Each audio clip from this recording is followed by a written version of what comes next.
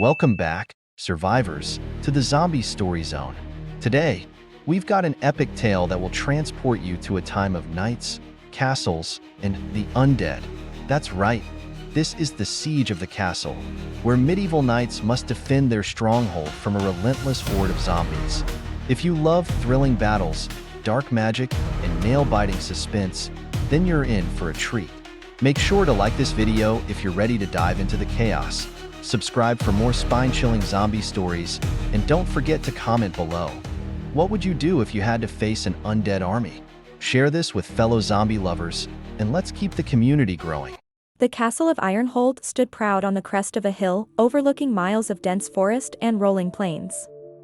It had withstood countless battles over centuries, its stone walls scorched and battered by sieges, yet never breached. Inside, its halls buzzed with the preparations of yet another conflict.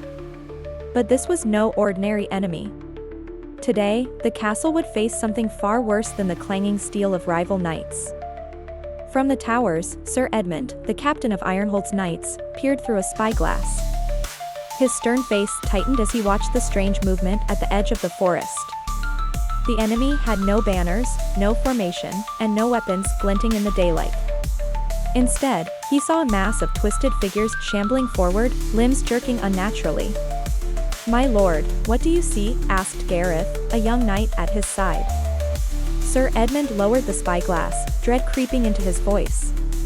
"Not men, monsters." Gareth frowned, unsure if his captain jested, but when he took the spyglass, his blood ran cold. The figures were closer now, and it was clear these were not the living. Rotting flesh hung from exposed bones, mouths gaping wide in silent, hungry howls. They moved with unnatural purpose, their eyes hollow and glowing with an eerie light. "The dead have risen," Edmund muttered, gripping the hilt of his sword. "Sound the alarm. We must prepare for a siege." Ironhold burst into activity.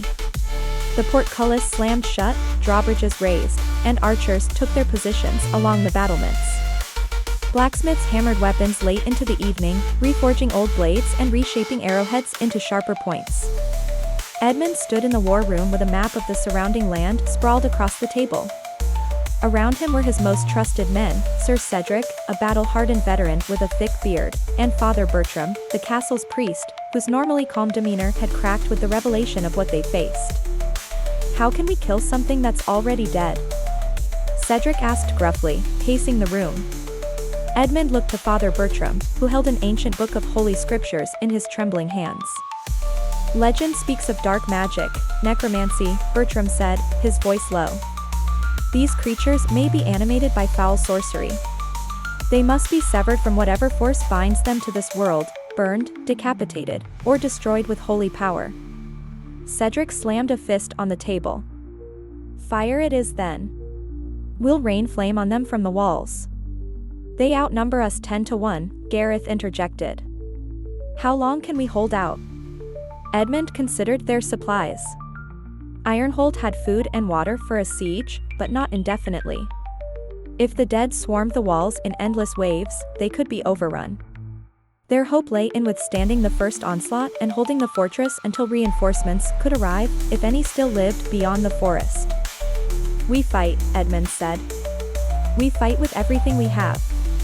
Night fell, and the moon rose high over Ironhold, casting the land in a ghostly light. The knights stood atop the battlements, eyes locked on the approaching horde. Torches burned bright, casting flickering shadows on the walls. From the forest's edge, the groaning and moaning grew louder, filling the air with the sound of death. The undead army shuffled closer. Their tattered armor clinked as they moved, the remains of former knights, soldiers, and peasants alike. The first row of zombies hit the outer barricades with a sickening thud, and for a moment, there was silence. Then, like a dam breaking, they surged forward. "Loose!" Edmund commanded, and arrows flew through the night. Archers released volley after volley, their arrows thudding into the decaying flesh. Some zombies fell instantly, pierced through the skulls, but many continued to stagger forward, impervious to wounds that would have killed living men. Gareth stood beside Edmund, his sword in hand. "It's not enough. They keep coming." From below, the clash of metal echoed as knights manning the walls thrust spears into the oncoming dead. Some zombies clawed their way up the stone, mindless in their pursuit of the living. One scaled the wall, its skeletal hands grabbing for a knight's throat. Sir Cedric swung his sword in a brutal arc, severing the creature's head. It fell to the ground, twitching. Fire! Cedric roared, and barrels of oil were pushed over the walls. Flaming arrows followed, igniting the oil and sending great waves of fire through the mass of undead.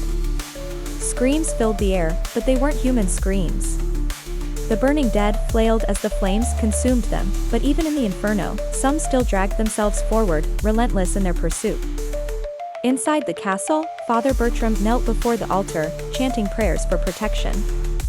His candles flickered as a sudden chill swept through the room. The heavy door creaked open, and Bertram turned to see a figure cloaked in black standing in the doorway.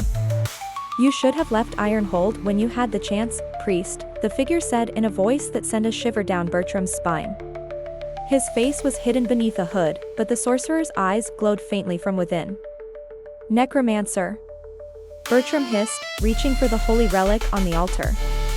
"You cannot stop what is already in motion," the necromancer sneered. "The dead will claim this castle, and soon, the world beyond. Ironhold is but the first to fall." With a swift motion, the sorcerer raised his hand, and shadows gathered around him. The room darkened, and Bertram felt a force pulling at his soul. He muttered the words of a protection spell, raising his cross, and the shadows retreated. "God's light will burn away your evil," Bertram shouted, standing tall. But the necromancer only laughed and disappeared into the darkness, leaving Bertram trembling. The siege raged on for hours. The knights of Ironhold fought valiantly, but the dead continued to rise, seemingly without end. Every time one fell, two more took its place. Exhaustion weighed heavily on the defenders, and for every night lost, the enemy's numbers swelled. By dawn, the outer walls had been breached.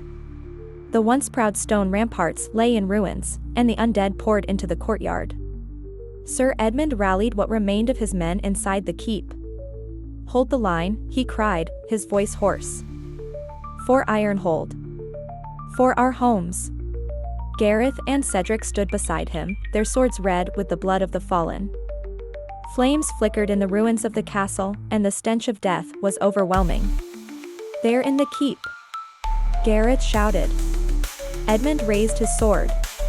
"Then we fight to the last man." The undead surged toward the final barrier, but in that moment, Father Bertram appeared atop the stairwell, holding the ancient relic high. "Back to the abyss, foul creatures," he bellowed, his voice filled with holy fury.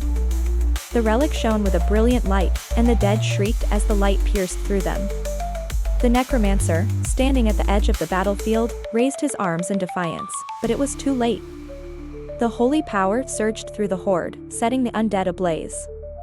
The necromancer screamed as the light consumed him, and with his death, the magic animating the dead faded. One by one, the zombies fell to the ground, their bodies crumbling into ash. Ironhold was saved, but at a terrible cost. The courtyard was littered with the bodies of knights and the charred remains of the undead. Sir Edmund stood on the ramparts, gazing out at the battlefield. His sword was heavy in his hand, and his heart heavier still. Father Bertram approached, his face pale but determined. "The evil has been purged," he said softly. "For now," Edmund replied, his voice weary. "But who knows what other darkness awaits?" The sun rose over the horizon, casting its first warm rays on the castle. Ironhold had survived the siege, but the world was forever changed. The dead had risen once, and now the living knew that they could rise again. And somewhere, deep within the cursed forest, a new darkness stirred.